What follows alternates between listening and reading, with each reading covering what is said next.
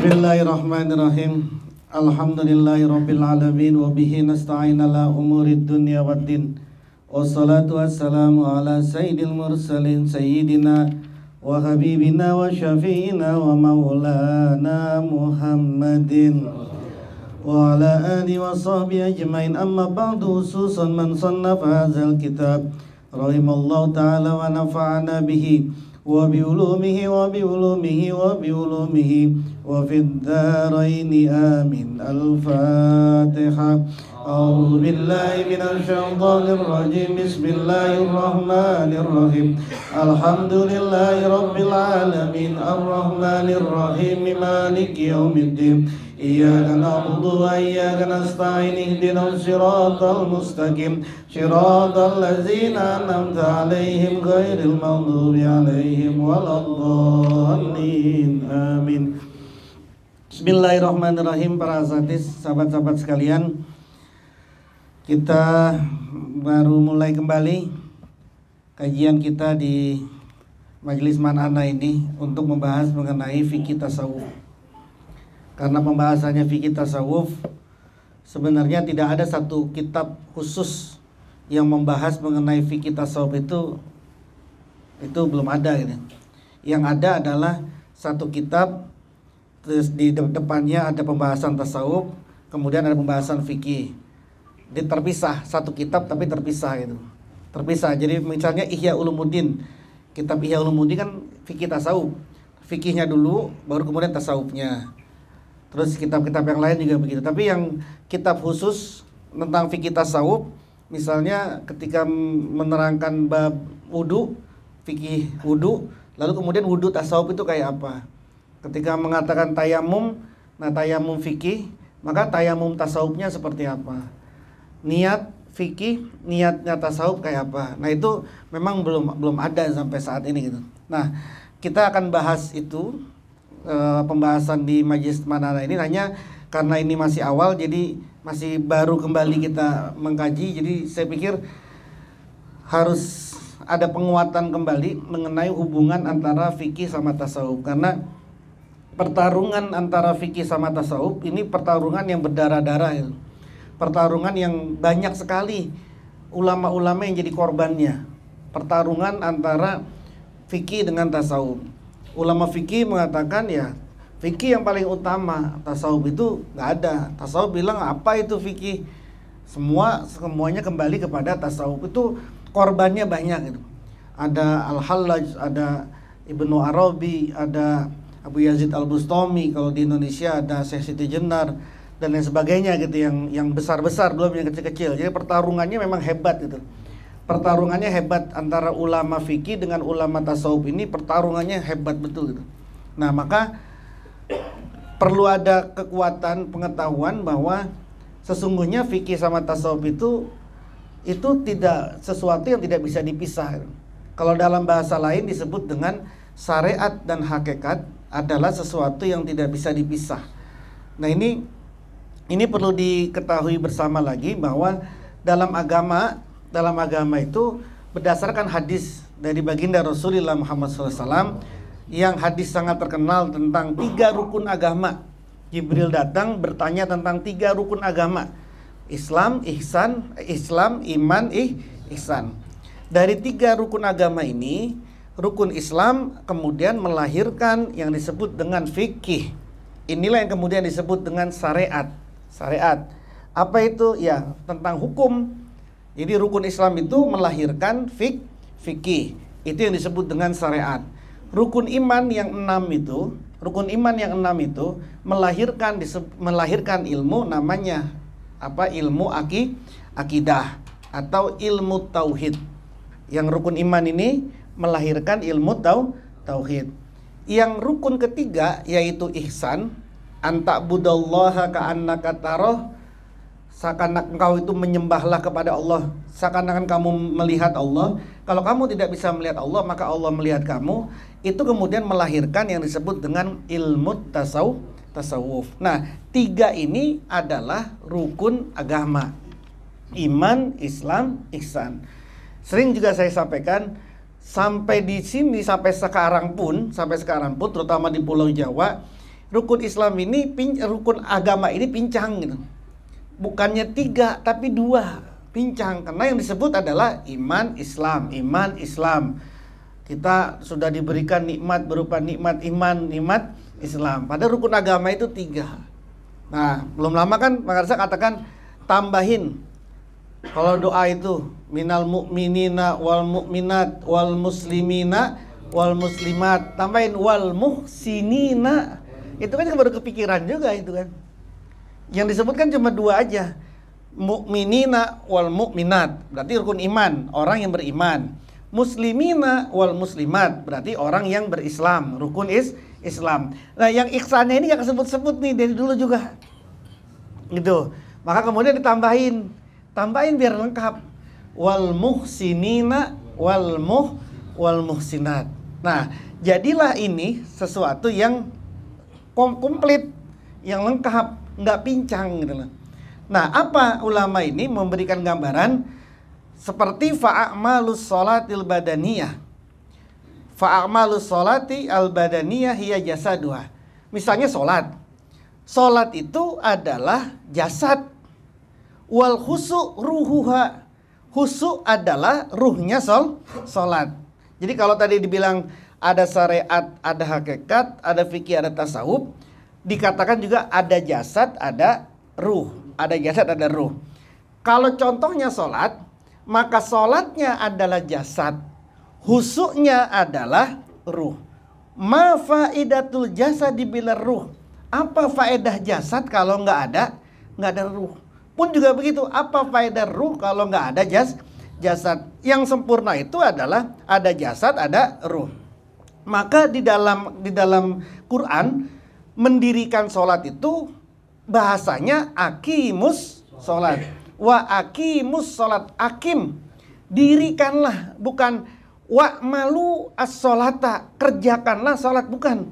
Tapi wa aqimus sholat, dirikanlah sholat. Kenapa pakai akim? Wala takunul iqomah illa bijasadin wa ruhin. Iqomah itu, mendirikan itu nggak bisa kecuali dengan jasad, dengan ruh. Orang nih, kita ini berdiri kita aja ini nggak bisa kita berdiri ini kalau nggak punya jasad, kalau nggak punya ruh bareng. Kalau cuma punya jasad doang nggak punya ruh, nggak bisa orang berdiri. Kalau orang kemudian punya ruh doang nggak punya jasad, dia berdiri nggak kelihatan orang. Dia ini bisa berdiri, kita ini bisa berdiri karena kita jasad wa ruh. Nah, di Quran itu yang dikatakan adalah wa aqimus sholat, bahasanya. Wa aqimus sholat, dirikanlah sholat. Karena bahasanya adalah dirikan iqomah, maka dirikan iqomah ini harus jasadun wa ruhun. Harus pakai jasad dan juga pakai ruh. Apalagi misalnya orang zakat. Orang bayar zakatnya itu badaniyah, jasad itu. Kemudian hatinya, dia ikhlas apa enggak, dia pamer apa enggak, dia sombong apa enggak, itu namanya ruh. Kalau kemudian dia jasadnya bayar zakat, jasadnya bayar ngasih sedekah, hatinya khusyuk, hatinya ikhlas, berarti jasad dan waruhan. Dia sedekahnya itu jasadnya juga, ruhnya juga. Dan ini yang sempurna. Yang akan nyampe ini seperti ini. Kalau dia cuma jasadan doang, nggak ada ruhnya, dia sedekah, dia kemudian zakat, lalu kemudian hatinya ini karena kesombongan dia, ya nggak sampai kemana-mana kan gitu. Kenapa? Karena cuma jasad doang, nggak ada ruhnya. Orang haji, orang umroh, kalau cuma jasadnya doang yang haji, jasadnya doang yang umroh, yang berangkat umroh ya cuma jasadnya aja, ruhnya nggak dapat umroh. Kenapa? Oh, karena jasadnya itu umroh, tapi ruhnya nggak ikut. Nggak ikutnya itu apa? Nggak ada keikhlasan. Haji karena untuk pamer, umroh karena untuk membangga-banggakan diri. Nah, itu berarti bukan jasad dan waran. Begitu selanjutnya. Jadi hubungan syariat sama hakikat, hubungan fikih sama tasawuf itu seperti hubungan jasad sama ruh. Apa faedah jasad kalau nggak pakai ruh? Kalau nggak pakai ruh, gitu ya. Jadi sholat Anda sholat aja, sholat kembali, hatinya ke kemana-mana, hati kelayaban kemana-mana, nggak ada husunya, sampai nggak? Ya belum tentu juga sampai apa enggak, tapi sah nggak secara hukum? Sah. Tapi sampai nggak? Ya belum tentu juga. Yang sering kita bahas kan selama ini kan, orang puasa nggak ngapa-ngapain, tidur aja puasanya, sambil nonton Netflix kan lah, TikTok kan lah. Sah nggak? Sah. Jasadannya sah. Tapi ruhannya nggak ikut gitu loh, ruhannya nggak ikut. Nah, karena itulah nudriku talazum al-wasik baina syariah wal haqiqah katalazumir ruh wal jasad. Maka dari sinilah kita bisa tahu sebuah ikatan kuat, ikatan yang sangat kuat di antara syariat dan hakikat, seperti ikatan yang kuat antara ruh sama jasad. Wal mu'minul kamil huwa allazi yajma'u baina syariati wal haqiqah.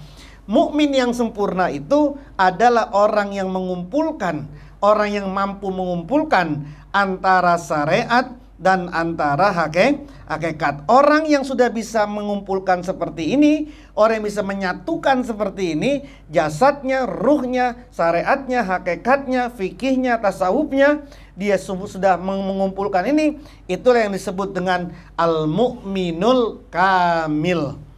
Siapa? Mukmin yang sempurna. Nah, ya, di sini ada syariat, di sini ada hakikat. Walil wusuli ila hazal maqamir rafi, untuk sampai ke posisi yang sangat tinggi tadi itu, yaitu menjadi al-mu'min al-kamil, itu kan posisi yang paling tinggi itu. Dia menjadi seorang mukmin yang benar-benar sempurna. Untuk sampai ke makom itu, untuk sampai ke posisi yang tinggi itu, wal imanil kamil, dan untuk sampai kepada keimanan yang sempurna itu, la budda min sulukit thoriqah. Wajib dia untuk menempuh perjalanan. Wajib dia untuk menempuh sebuah perjalanan. Untuk sampai ke al-mu'min kamil, dia harus menempuh perjalanan. Perjalanan itulah yang kemudian disebut dengan at-thoriqah. Contoh, tahu nggak sabar itu bagus? Sabar itu penting. Tahu kan? Sabar itu perlu nggak? Perlu. Tapi nggak jalan dia. Nggak menjalankan sabarnya gitu. Dia tidak berjalan dengan kesabaran gitu. Nah, bagaimana caranya dia bisa sabar? Bagaimana caranya dia bisa ridho? Bagaimana caranya dia bisa taslim? Bagaimana caranya dia tidak sombong? Bagaimana caranya dia nggak pamer? Itu kan ada caranya itu. Jalan untuk menuju kepada situ. Kenapa? Karena hakikat manusia pada umumnya adalah punya kesombongan. Itu hakikat manusia. Hakikat manusia itu pengennya yang enak-enak. Itu udah hakikat manusia. Makanya kenapa ada kewajiban? Karena sesuatu yang diwajibkan itu gak enak manusia. Maka kemudian diwajibin. Sholat misalnya, itu kan diwajibin. Kenapa diwajibin? Karena manusia pada hakikatnya gak suka sama sholat. Apalagi subuhan, apalagi maghrib, gak suka sebenarnya sama sholat. Mau jumatan, gak suka. Maka kemudian diwajibin. Biar apa? Ngedorong keluar dia dari nafsunya. Yang diharamkan adalah sesuatu yang disenangi. Karena sesuatu yang disenangi itu, maka kemudian ada hukum haram itu. Biar apa? Biar manusia itu bisa ngerem. Tapi kalau sesuatu itu dikerjakan, meskipun gak diperintahkan, tetap dikerjakan, tidak ada perintah itu. Misalnya, ada gak perintah Anda makan sehari harus 3 kali? Wahai orang mukmin, makanlah sehari minimal 2 kali. Ada gak? Jangan lupa sebelum pergi sarapan dulu. Ada nggak gitu? Nggak ada kan perintah kayak gitu. Yang ada adalah makan minum yang baik. Bukan makannya, tapi makanannya tuh harus yang baik, minumannya harus yang baik. Tapi nggak ada perintah untuk engkau harus makan ya. Jangan sampai kagak makan. Semua harus makan. Kau minum ya. Tidurlah. Ada nggak? Jangan lupa tidurlah engkau. Bukan perintah. Ada kesunahan memang. Sunnah untuk qailulah. Tidur siang. Tapi bukan perintah itu. Bukan perintah, nggak ada. Malam-malam jangan ada yang melek, tidur semua. Nggak ada kan perintah seperti itu. Kenapa? Karena makan, minum, tidur nggak diperintahin orang ngerjain itu gitu loh. Ya, adanya perintah itu karena tadi manusia pada hakikatnya adalah nggak mau. Nah, maka tadi ada katakan sini, Kalau engkau ingin sampai ke al-mu'minul kamil, ke mana, ke al-imanul kamil, ke seorang menjadi orang mukmin, ya harus menempuh perjalanan. Di perjalanan. Nah, perjalanan inilah yang kemudian disebut dengan thoriqah. Nah, disitulah kemudian dibahas mujahadatun nafsi. Bagaimana perang melawan nafsu. Watas idu sifatihan nakiso ila sifatil kamilah. Naik dia dari sifat yang rendah menuju sifat yang sempurna. Dulu orang yang malas, sekarang rajin. Dulu orangnya pelit banget, sekarang orangnya dermawan. Dulu orangnya sering caci maki, sekarang orangnya ramah tamah. Dulu orangnya sering marah-marah, sekarang orang... Itu kan naik itu. Nah, untuk naik-naik kayak begini nih, nggak bisa diam sendiri tiba-tiba dia jadi orang baik, nggak bisa itu. Itu harus sesuatu yang diperjuangkan, diperjalankan. Nah, perjalanan ini loh, perjalanan ini nih kemudian disebut dengan thoriqah. Nah, karena perjalanannya ini adalah suram, perjalanannya ini rada-rada gelap, perjalanannya rada-rada sempit, rada-rada kabur, rada-rada susah, maka perlu yang disebut dengan gaet. Di situ nanti di situ. Anda coba ke umroh aja, kagak ada gaet. Berantakan itu. Anda ke Bali nggak ada gaet, bingung itu. Maka apalagi ke jalannya Allah. Disitulah yang kemudian ini cuma sarana saja. Jadi thoriqah, guru itu adalah sarana. Sarana apa? Untuk bisa sampai kepada Allah tadi, kepada al-mu'minul kamil. Kenapa? Karena umumnya orang itu kalau mau sampai ke sana harus dihantarkan. Karena kita umumnya nggak bisa tiba-tiba dari sini ting tiba-tiba ada di sana. Sering saya contohin, Anda ke lantai 3 ini kan dari bawah tiba-tiba di lantai 3 apa naik tangga? Kan naik tangga. Tapi ada orang-orang tertentu yang ketika di bawah itu cukup dia ting tiba-tiba udah ada di atas dia. Ada yang kayak begitu. Kalau dalam agama disebut dengan laduni namanya. Dia nggak pakai nempuh perjalanan, nggak perlu ngos-ngos. Saya kira ngos-ngosan semua kan di sini kan nih. Ngos-ngosan semua kan naik. Nggak perlu ngos-ngosan ini kita naik ke sini. Nggak perlu capek-capek. Ini aja mau ke sini naik gitu loh, naik. Tapi bedanya orang yang naik sama orang yang diladunikan, orang yang naik secara manual, dia tahu semua sisi perjalanannya. Anda naik nih dari sini. Oh, di lantai sini ada itu. Oh, tadi tuh kue itu ada di lantai 2 tadi itu. Sekarang ada di sini gitu ya. Terus oh tangganya kayak begini. Tahu semua. Oh, nanti ada licin. Nanti kalau gini begini. Tahu semua tuh sampai dia baru ke sini. Tapi orang yang sampai langsung ke lantai 3 nggak ngerti dia apa-apa itu. Langsung kenapa? Karena dia nggak tahu proses.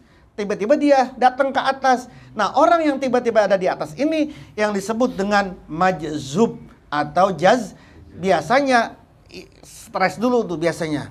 Biasanya agak stres. Kenapa? Karena nggak tiba-tiba ada di atas gitu loh. Nah, itu jadi perlu ada yang ngebimbing itu loh. Nah, jadi untuk tadi sampai syariat hakikat bisa kumpul, maka dia perlu menempuh sebuah perjalanan. Perjalanan itu ya penggemblengan lah, apalah segala macam. Nah, ketika orang jalan nggak dibimbing, maka yang masuk bisa setan itu. Naik dia ke gua, naik dia ke gunung, keluar langsung bilang, barusan saya dapat wahyu. Gitu ya. Barusan saya dapat wahyu. Klaim Nabi. Ada yang begitu? Ada. Masuk di kamar aja, keluar langsung, barusan baginda Rasul datang ke saya. Begini. Kenapa? Karena nggak ada yang ngebawa nih, nggak ada yang bawa. Maka kemudian semua harus ada yang ngebawa. Jangankan mau sampai ke Allah, Anda kerja aja masuk gapak kalau nggak dibawa susah Anda. Ya, Bang ngomong, Jimam. Masuk gapak kalau nggak dibawa gimana Jimam? Itu baru masuk ke gapak itu. Belum masuk ke surga itu, kata itu. Pada hari-hari kita bilang ihdinas siratal mustaqim. Kalau nggak ada yang bawa, nggak ada yang ngebimbing, kagak ada yang ngarahin, nggak ada yang nuntun, susah itu. Nggak ada yang aur-auran. MH itu abang sih MH anak saya itu udah Jumat itu sampai Jumat kemarin belum dapat sekolahan. Karena dia keluar dari pondok. Nggak, Jumat itu belum dapat sekolahan. Senin pada udah masuk. Karena ada wasilah, kepala depak itu. Dah tenang, Jumat diteleponin, Senin datang udah ada di absen namanya itu. Sampai detik ini nih belum lengkap persyaratan saya itu di MTSN 3 itu.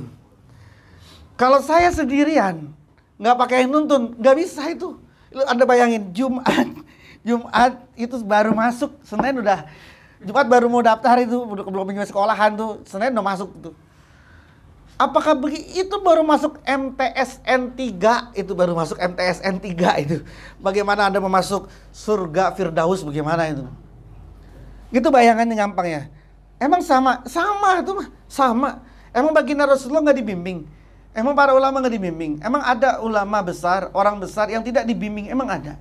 Hadratus Syekh Hasyim Asy'ari dibimbing sama Mbah Khalil, dibimbing sama Syekh Nawawi Banten, dibimbing sama guru-guru yang lain. Semua kan dibimbing. Sampailah kepada makom itu, begitu ya. Tapi kan harus perjalanan ini, harus melalui perjalanan. Nah, jadi asy-syari'atu hiyal asas.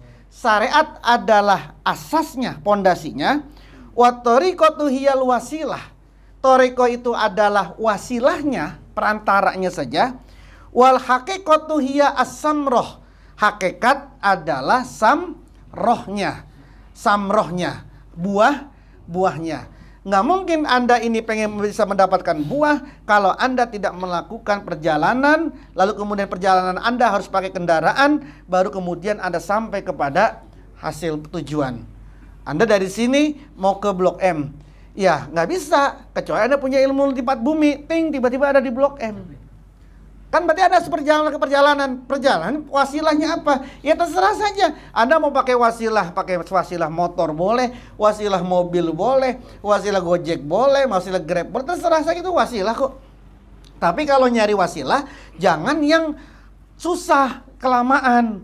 Jangan yang panjang-panjang. Orang kalau nyari wasilah itu harus yang A1 itu, apa namanya? Harus yang ring 1. Biar apa? Biar cepat nyampainya. Biar nyempet. Jangan dapat Gojek yang ada Gojek yang mus, kalau apa namanya listrik, kagak pakai suara gitu ya. Jadi itu wasilah. Nah ya, la tasawwafa illa bifikhin. Tidak boleh ada tasawuf kecuali dengan fikih. Izla ta'rifu ahkamallahi zahira illa minhu.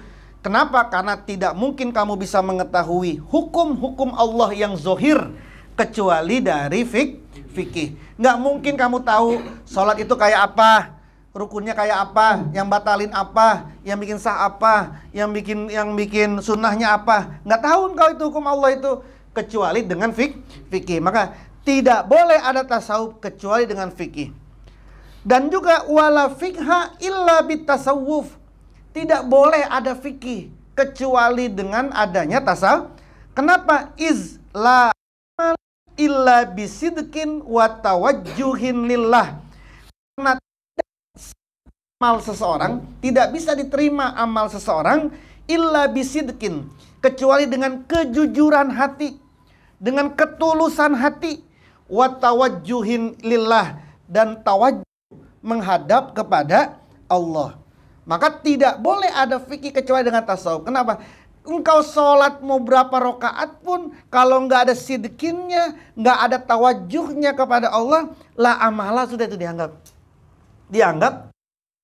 dia tidak amalan, dianggap ya sudah cuma agak aja, senam gitu ya. Kenapa? Karena nggak ada apa-apanya. Maka tadi itu tidak boleh ada fikih kecuali dengan tasawuf. Maka walahuma, tidak boleh ada keduanya, yaitu tasawuf dan fikih. Tidak boleh ada tasawuf dan tidak ada fikih illa bi iman, kecuali dengan keiman. Izla yasihu wahidun min huma dunah. Karena dari keduanya itu tidak akan sah tanpa adanya iman. Ada orang non muslim, dia niat bayar zakat, mau bayar zakat 1 miliar pun, kalau dia ini belum muslim, ya nggak bisa dia. Maka iman itu menjadi pokok. Gitu ya. Jadi tiga ilmu tadi ini menjadi sebuah kemestian. Wa yaqulu al-Imam Malik, nih perkataan yang sering diucapkan ini. Malik, pendiri dari Malikiyah, mazhab Malikiyah, mengatakan yang sering disampaikan ini, Man tasawwafa walam yatafaqqah faqad tazandak. Siapa orang yang bertasawuf tapi tidak berfikih, maka sungguh dia zindik. Wa man tafaqqaha wa lam yatasawwaf faqad tafassaq. Siapa orang yang fikih tapi tidak bertasawuf, dia menjadi fasik. Wa man jama'a bainahuma faqad tahaqqaqa. Siapa orang yang mengumpulkan di antara fikih dan tasawuf, faqad tahaqqaqa. Sungguh dia sudah sampai kepada hakikat. Kenapa tazanduk awal itu? Kenapa kok orang yang tasawuf tapi fikih, orang punya tasawuf tapi tidak berfikih menjadi zindik? Kenapa? Karena dia melihat ilal haqiqah mujarradah anis syariah. Karena orang yang cuma tasawuf tidak berfikih, dia hanya melihat pada hakikat semata, bukan dari sudut syariat.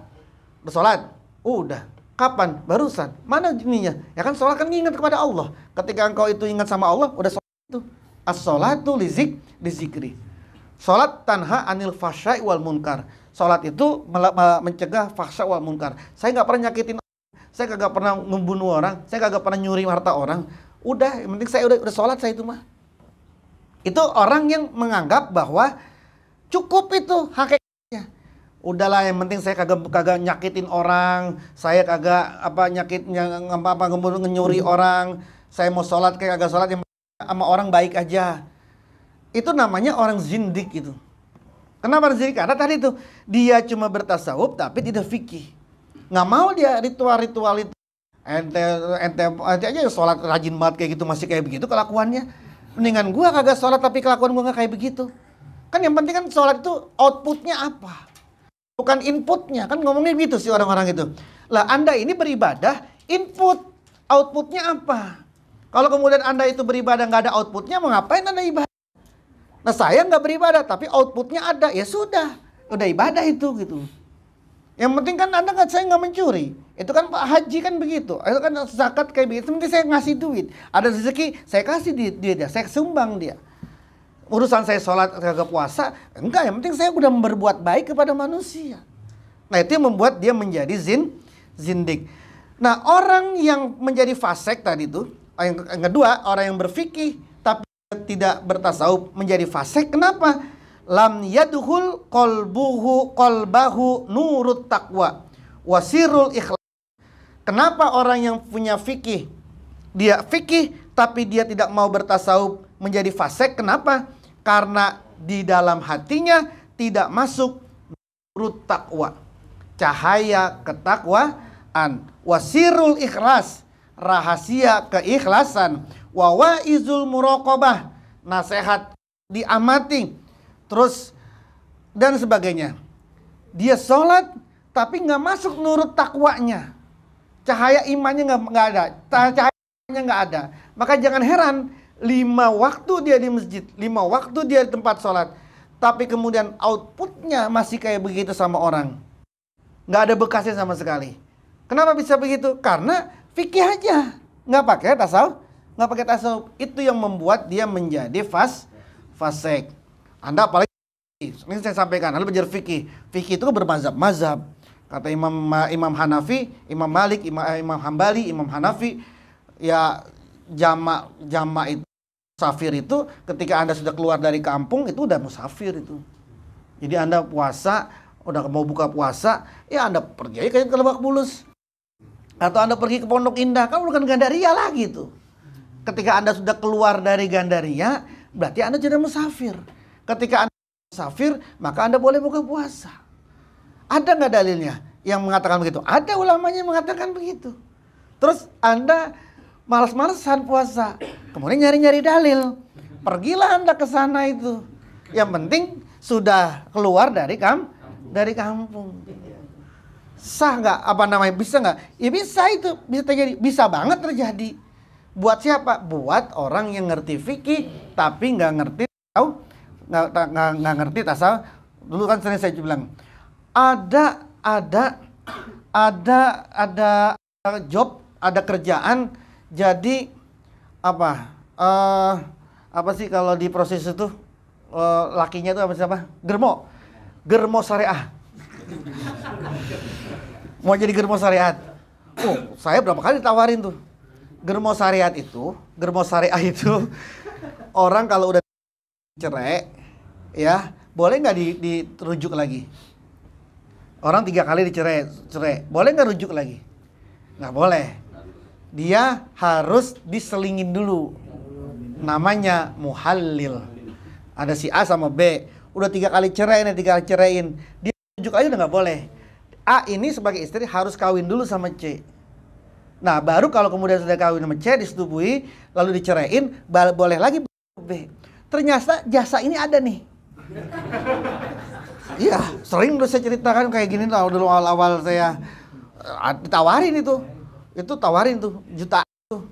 Mau nggak Anda nikahin ini? Saya mau nikah lagi tapi nggak bisa, tapi harus ada muhalil. Tapi muhalilnya dipilih-pilih gitu. Jadi siapa? Terus gimana kalau nanti kita akan sama dia ini gitu? Mau bisa, pokoknya itu muhalil itu. Sah nggak secara hukum? Sah. Orang cuma muhalil aja kok, cuma untuk menghalal biar ada putus nih, ada putus. Jadi harus ada putaran baru lagi. Dia harus ada muhalil. Nah, muhalil itu germo syariah itu. Bisa tuh. Jadi Anda ya barangkali mau berpeluang dari germo syariah. Bisa begitu bisa. Tapi itu fasik itu. Kenapa? Karena dia ngerti fikih, tapi nggak ngerti tasawuf. Kenapa? Karena dia pengen senang-senang aja. Karena sesungguhnya bukan begitu tujuannya. Tapi secara fikih sah itu.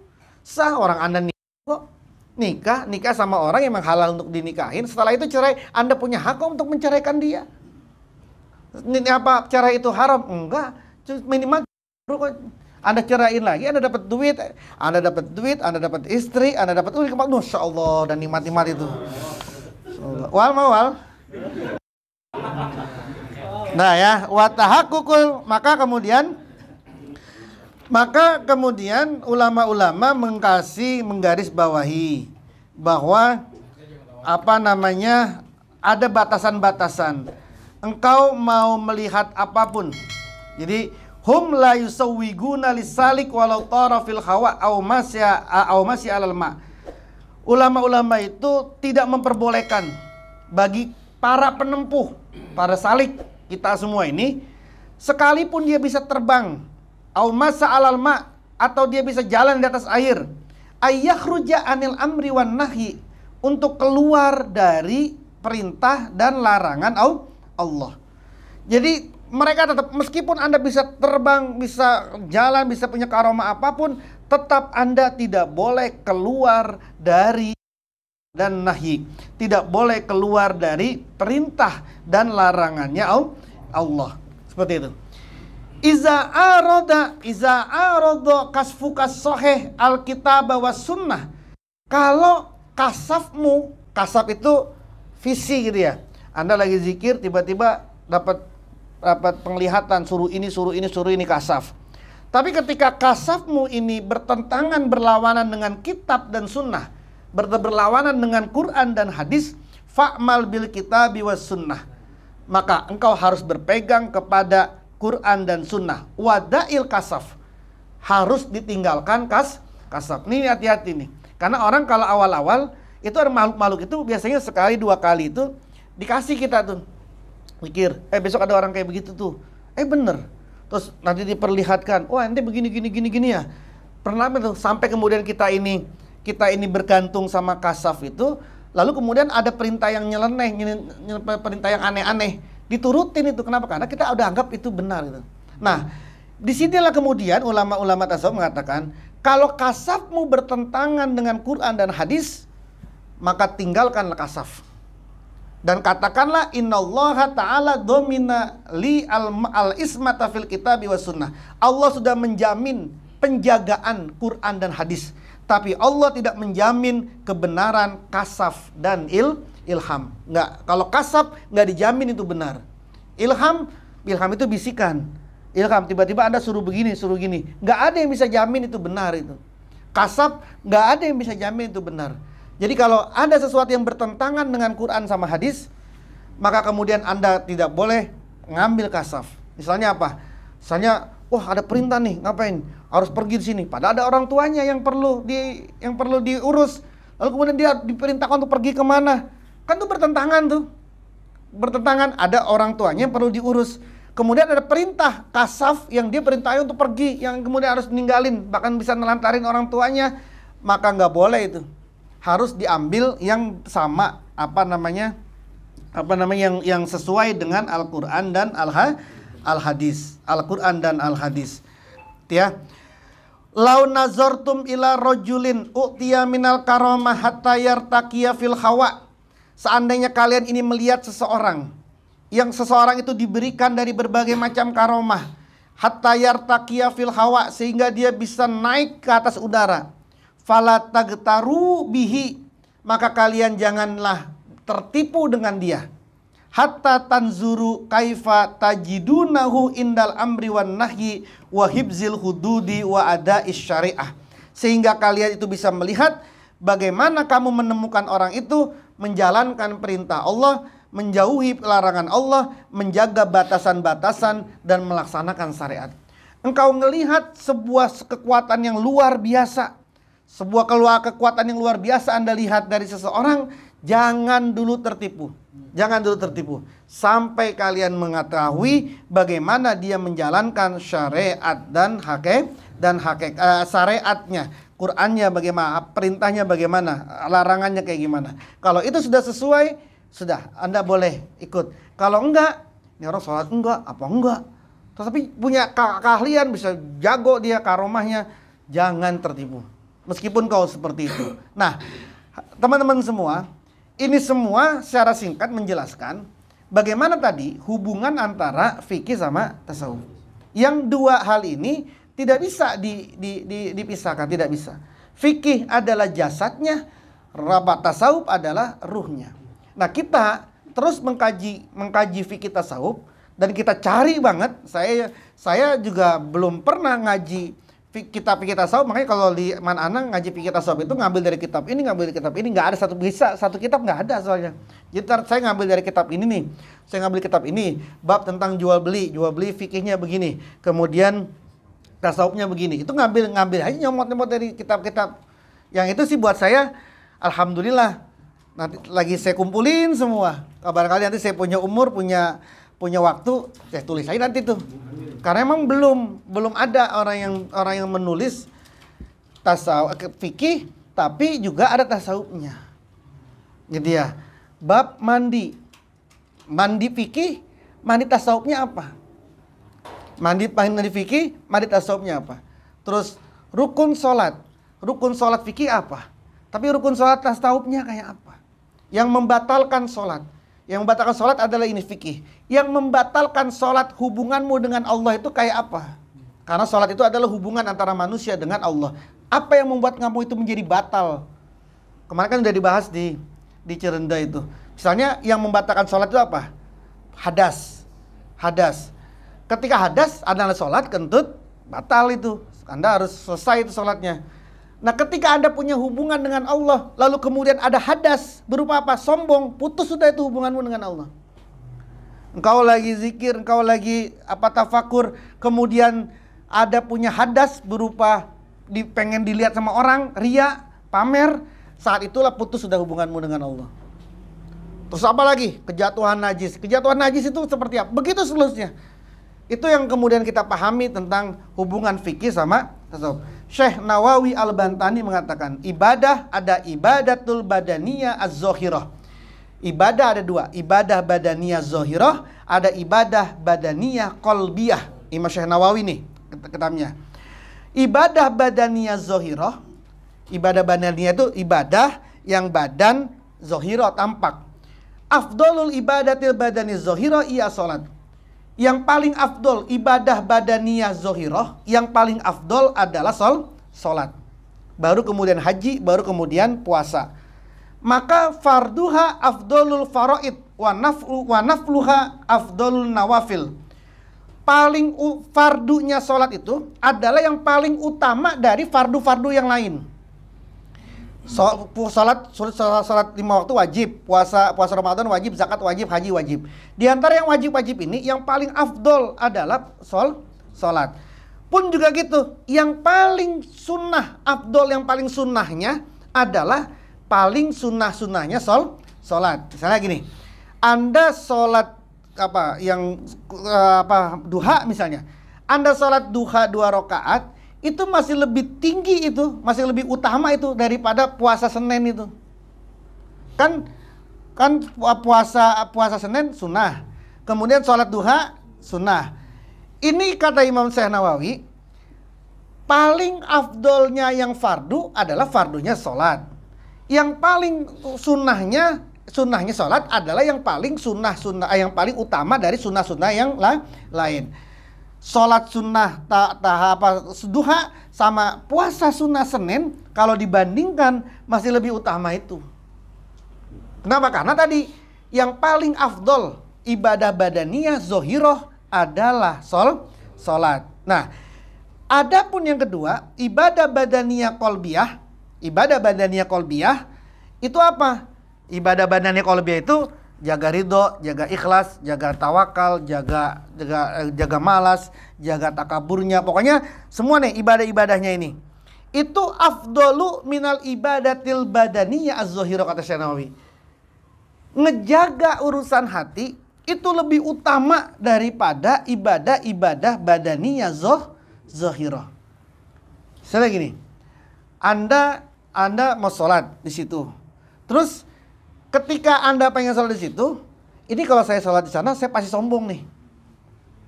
Pasti sombong saya nih. Kemudian Anda nggak jadi sholat di situ, Anda bergeser. Itu lebih utama itu. Kenapa? Nyelamatin hatimu itu. Nyelamatin hati itu. Jadi ibadah kolbiyah itu bisa lebih utama itu. Maka kemudian kata Syekh Nawawi, hadisnya adalah tafakkur sa'ah afdolu min ibadati sitina sanah. Berpikir sesaat saja. Berpikir sesaat itu bukan berpikir tentang luar, berpikir tentang dalam, berpikir tentang Allah, berpikir tentang diri kita, berpikir tentang bagaimana kita ini bisa baik, diri kita baik. Berpikir sesaat aja. Anda merenung, ya Allah saya kok begini aja, pengen saya baik ini. Bagaimana cara saya pengen baik? Saya gak mau kayak begini-gini terus hidup. Ya Allah saya pengen menemukan keriduanmu. Anda berpikir sesaat aja kayak gitu, kata Nabi, itu lebih utama daripada ibadah sunnah 60 tahun. Itu dalilnya Syekh Nawawi Banten itu, yang mengatakan al ibadatul badaniyah al qalbiyah afdolu minal ibadatil badaniyah az-zohirah.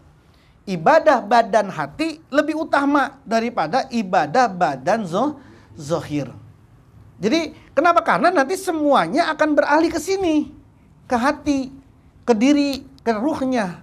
Yang tadi kata Syekh Nawawi berdasarkan hadis Nabi, Anda berpikir saja, merenung saja tentang hidup kita. Anda merenung tentang, ya Allah, berikan saya ikhlas, bagaimana saya bisa ikhlas, bagaimana saya bisa ridho, ya Allah. Anda begitu merenung begitu, udah lebih utama itu daripada ibadah 60 tahun. Nah, tapi tetap tadi dikatakan bahwa dua hal ini nggak bisa dipisahkan. Tadi ya, syariat Anda tidak bisa dilepaskan dengan hakikat, fikih Anda tidak bisa lepaskan dari tasawuf, sebagaimana jasad tidak bisa dilepaskan dengan ruh. Berpeganglah terus dengan ini, dan insya Allah kita akan bahas urusan tasawuf fikih ini di kajian-kajian yang akan datang. Tapi tadi seperti saya sampaikan di awal, kita bahas ini sekali lagi untuk memperkuat kita bahwa agama itu seperti itu. Nggak boleh jasad doang, nggak boleh ruh. Harus jasadiyah wa ruhiyah. Nah, wallahu a'lam bishawab. Al-Fatihah. Auzubillahi minasyaitonirrajim. Bismillahirrahmanirrahim. Alhamdulillahi rabbil alamin arrahmanir rahim maliki yaumiddin iyyaka na'budu wa iyyaka nasta'in ihdinas siratal mustaqim siratal ladzina an'amta 'alaihim ghairil maghdubi 'alaihim waladdallin amin. Nanti kalau ada dialog habis ya, sambil nyantai aja ya. Amin amin amin. Allahumma shalli ala sayyidina Muhammad wa ala ali sayyidina Muhammad. Allahumma inna nastaudiuka bima qara'na wa sami'na wa fardudhuma inda hajatina. Allahumma ij'alna waj'al awladana wa talamizana min ahli ilmi wa min ahli khair wa la tajal wa iya min ahli syarri wa min ahli jahal. Bihaqqi rabbana hab lana min azwajina wa dzurriyyatina qurrata a'yun waj'alna lil muttaqina imama. Rabbana atina fid dunya hasanah wa fil akhirati hasanah wa qina azabannar. Wa sallallahu ala sayyidina Muhammadin nabil ummi wa ala alihi wa sahbihi wa baraka wa salam. Wa akhiru da'wana alhamdulillahi rabbil alamin.